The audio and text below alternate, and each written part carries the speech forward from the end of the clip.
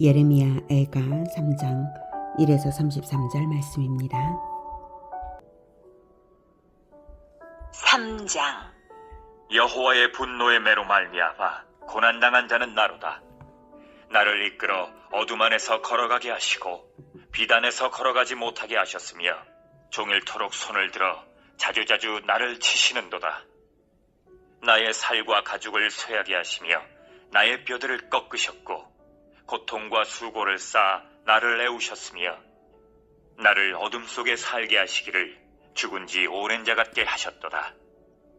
나를 둘러싸서 나가지 못하게 하시고 내 사슬을 무겁게 하셨으며 내가 부르짖어 도움을 구하나 내 기도를 물리치시며 다듬은 돌을 쌓아 내 길들을 막으사 내 길들을 굽게 하셨도다.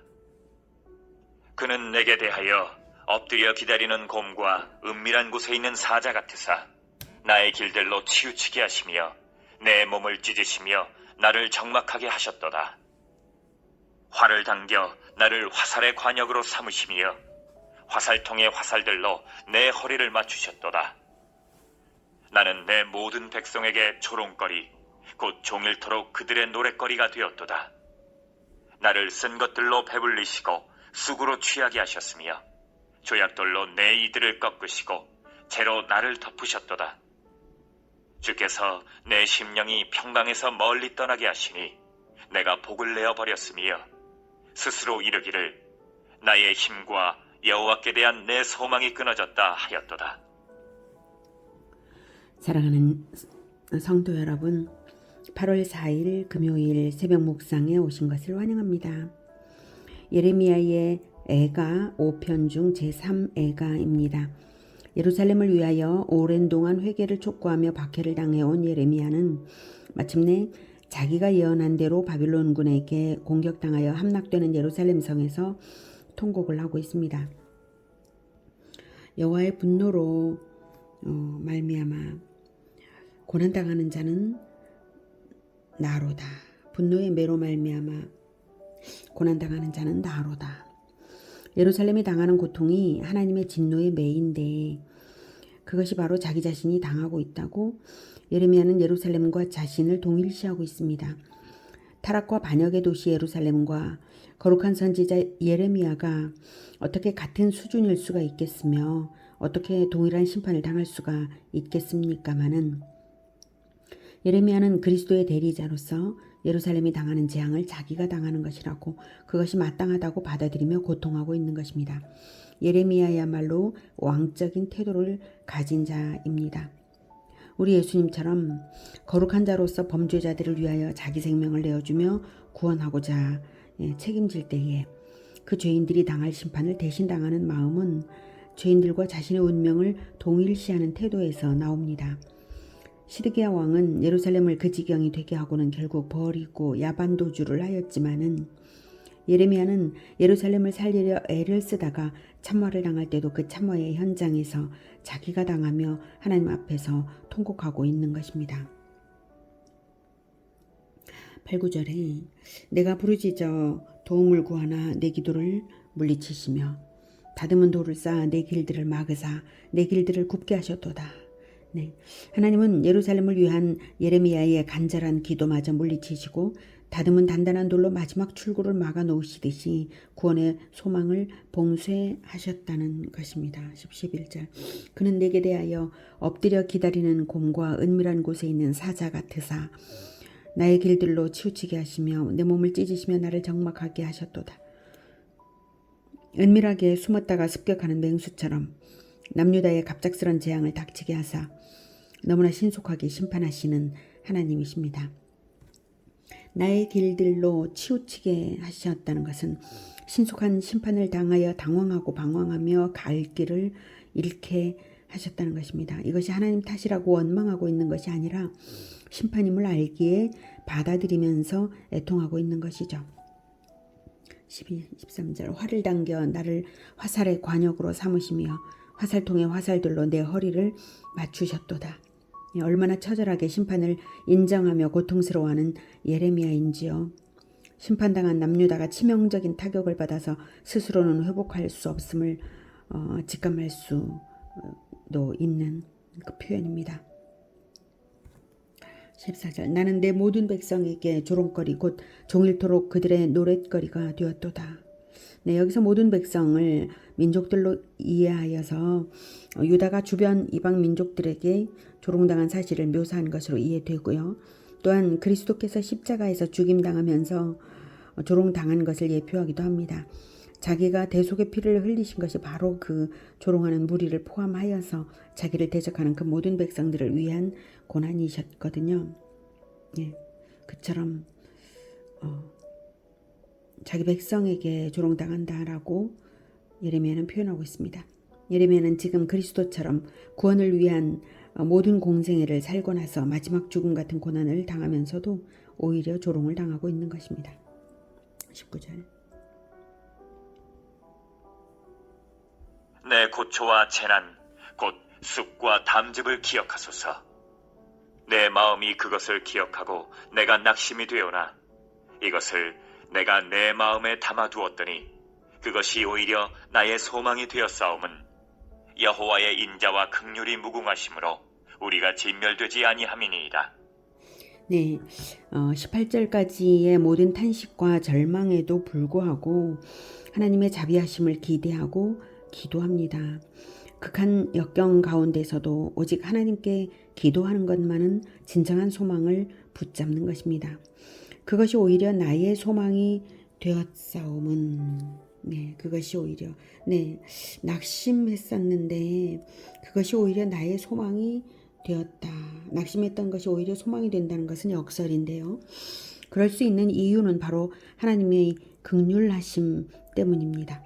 하나님은 절대적인 심판주의시면서도 인자와 긍휼이 무궁하신 이 성품 때문에 하나님의 진리는 가차없는 심판이 되지만 하나님의 긍휼은 심판 가운데서도 살릴 길을 반드시 내십니다. 그러므로 낙심될 정도의 곤경을 당했다는 것 자체가 다시 소망이 되는 것은 하나님의 긍휼하심을 기대할 수 있다는 것입니다. 우리가 그 어떤 곤경과 심판을 당할지라도 잊지 말아야 하는 것은 바로 하나님이 이렇게 좋으신 분이시라는 사실입니다.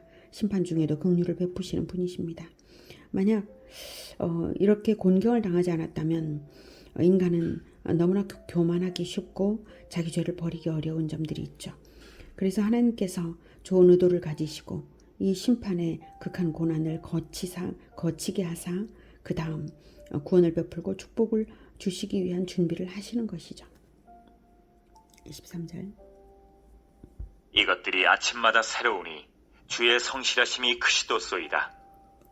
내 심령에 이르기를 여호와는 나의 기업이시니 그러므로 내가 그를 바라리라 하도다. 기다리는 자들에게나 구하는 영혼들에게 여호와는 선하시도다. 사람이 여호와의 구원을 바라고 잠잠히 기다림이 좋도다. 네, 심판당하는 중에도 긍휼을 얻을 수 있는 사람들은 누구인가 하면 바로 언약을 믿는 자들입니다. 하나님의 긍휼의 대상은 하나님의 언약을 믿어서 하나님께 연합해 들어오는 자들입니다. 그래서 주의 성실하심, 언약에 대한 성실이죠. 언약에 대한 하나님의 충실하심이 크시다고 찬양하는 것입니다. 아침마다 새로이 떠오르는 태양을 보면 하나님의 성실하심을 알 수 있습니다. 한번 정하신 그 진리대로, 창조의 진리대로 아침마다 태양은 어김없이 떠오르지 않습니까? 그처럼 하나님의 자비와 긍휼과 언약에 대한 성실하심이 결코 무너지지 않습니다. 그러므로 여호와는 나의 기업이시니 그러므로 내가 그를 바라리라 라고 한 것입니다. 기업은 상속 재산을 말하는데요. 여호와 하나님이 언약으로 자기 백성을 자기에게 묶어 놓으셔서 자기 자신이 언약 백성의 영원한 보장이 되게 하셨으므로 여호와가 언약 백성의 기업입니다. 그러므로 하나님을 바랄 수 있는 것입니다. 언약으로서 여호와는 우리의 기업이 되신 것입니다. 할렐루야. 지금 바벨론에 함락당하여서 모든 땅과 재산을 다 잃었다 할지라도 그것이 하나님의 심판이라 할지라도 심판당하는 중에도 회개하며 언약을 회복하기만 하면 하나님의 성실하심으로 자기 백성을 회복시키십니다. 하나님을 기업으로 삼은 자들은 사실 모든 것을 가진 자들인 것입니다. 그 어떤 상황에서도 말입니다. 그러므로 심판의 때를 소망으로 인내하면서 하나님의 손길을 기다려야 합니다. 기다리는 자들에게나 25, 26절 기다리는 자들에게나 구하는 영혼들에게 여호와는 선하시도다. 사람이 여호와의 구원을 바라고 잠잠히 기다림이 좋도다. 아무리 고통스러워도 언약을 근거로 소망을 잃지 않으면 잠잠히 기다릴 수 있는 것이죠. 소망이 있으니까 소망을 생각하는 자들은 기다릴 수 있습니다. 그런 자들은 분명히 구원을 받는 것입니다. 7절 사람은 젊었을 때 멍에를 매는 것이 좋으니 혼자 앉아서 잠잠할 것은 주께서 그것을 그에게 메우셨습니다. 그대의 입을 땅에 티끌에 댈지어다. 혹시 소망이 있을지로다. 자기를 치는 자에게 뺨을 돌려대어 치욕으로 배불릴지어다.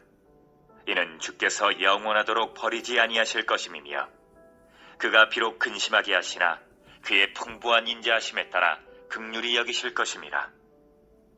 주께서 인생으로 고생하게 하시며 근심하게 하심은 본심이 아니시로다.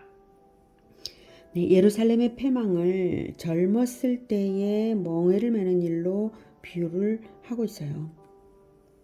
그래서 소망을 암시했습니다. 그 멍에가 주께서 메우셨으므로 잠잠히 인내로써 순종하면 반드시 소망이 있습니다. 그러기에 그대의 입을 땅의 티끌에 댈지어다 라고 땅에 얼굴을 대고 복종하는 극한 겸손으로 인내하라 라고 권면합니다. 30절 자기를 치는 자에게 뺨을 돌려대어 치욕으로 배불릴지어다. 뺨을 맞는 일도 심지어 뺨을 돌려대며 맞을 준비가 된 듯이 수용할 수 있는 것은 주께서 영원하도록 버리지 아니하실 것이 분명하기 때문이고요. 그것을 알기 때문에 하나님이 이스라엘에게 극심하게 고생하시며 근심하게 하시는 것은 본심이 아니시기 때문입니다. 본심이 아닙니다. 선하신 목적이 있는 고난입니다. 그러므로 잠잠히 당하면서 소망을 잃지 않는 것이 언약 백성의 태도입니다. 오늘은 예루살렘 멸망의 극한 고난 속에서도 소망을 잃지 않을 수 있는 것은 언약의 주 하나님의 의도가 선하시기 때문임을 알았습니다. 하나님은 우리에게 가장 좋은 것을 주시지 결코 나쁜 것을 주시지 않습니다. 예루살렘 함락조차도 가장 좋은 미래를 배태하기 위한 좋은 과정이었고 이스라엘에게 그 당시 이스라엘의 수준에 합당한 것이었습니다. 우리가 미성숙하여서 당할 수밖에 없는 고난은 오직 잠잠히 인내하며 소망으로 이겨내면 됩니다. 잠잠히 인내하는 것은 쉬운 일입니다. 잠잠하면 되니까요. 무슨 적극적인 악한 계획을 하지 않아도 되는 것이니 쉽습니다. 그리고 이러한 자세가 십자가를 지신 예수님의 태도와 같은 것입니다.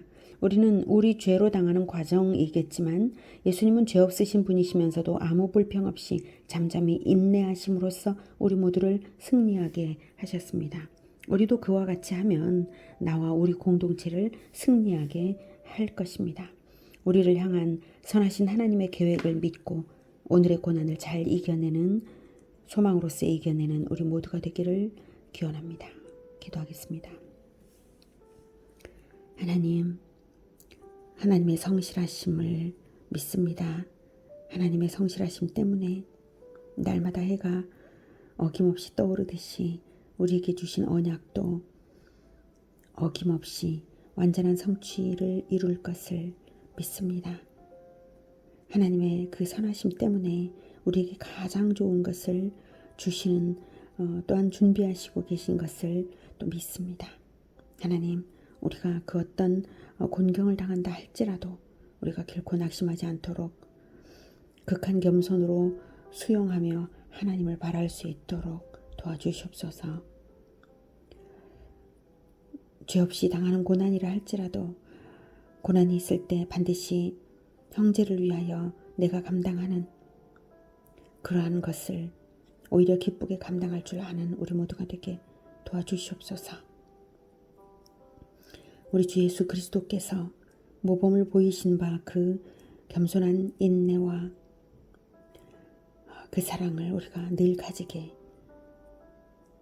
잃지 않게 도와주시옵소서. 우리에게 가장 좋은 것을 주시는 우리 주 하나님을 믿습니다.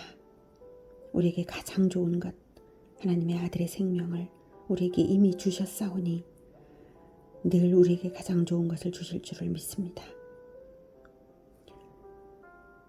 성실하신 하나님, 자비하신 하나님을 찬양하며 우리 대신 고난당하고 인내하여 주신 우리 주 예수 그리스도 이름으로 기도드립니다. 아멘. 이어지는 시간은 개인 기도 시간입니다.